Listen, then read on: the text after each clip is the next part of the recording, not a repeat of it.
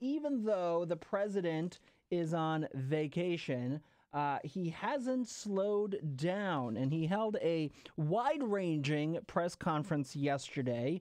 Took a second to get out of those ugly golf clothes into a suit and took a whole bunch of questions from the press.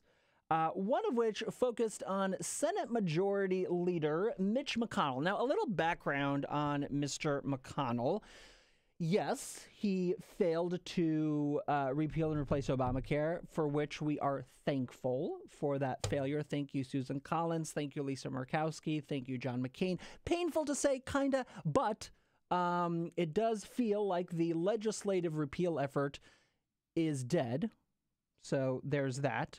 But can we talk about that for a second? Okay, I know you're going somewhere with this. Yes, I hate to interrupt yes. and throw you off track. I have such a flow. Do you really think that it's that the legislative effort is dead? I'm not saying that I think you're wrong. I'm just curious. So I think that for now, at least, the effort to do a big repeal of the law as a whole is done.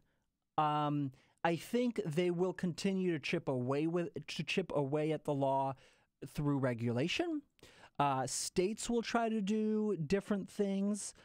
There might be kind of smaller legislative efforts to do something, but this big promise that they had, and you'll remember for years they used to say, we're going to rip the law out, root, branch, and whatever that phrase is, that I hope is dead. And it was up in the air for a long time because it's a promise that Republicans made to their base for like 7-8 years. They just kept on saying it. They kept on repeating it. And Mitch McConnell was the man responsible for delivering. And if you talk to people on the Hill, Democrats, Republicans, they'll tell you this guy knows how to get things done. He's not somebody who is a showboat. He's not somebody who hogs a lot of the spotlight, but he can cut deals.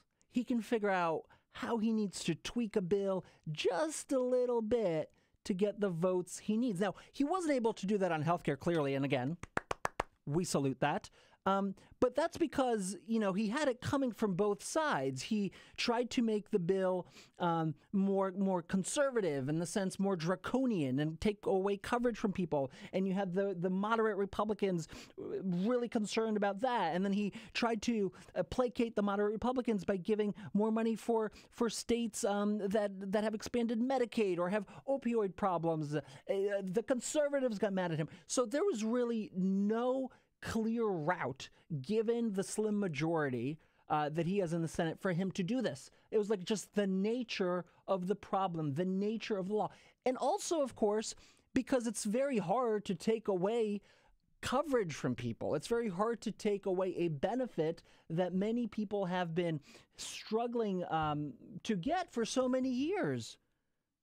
And I also don't want to underplay the tremendous advocacy around this country of regular people calling their member of Congress every single day, telling them to vote against this bill, of advocates getting arrested, doing sit-ins, showing up at rallies and at protests, organizing their... It's, one of the most inspiring things I've ever seen is the kind of civic engagement, the kind of real true democracy that we saw around the healthcare law.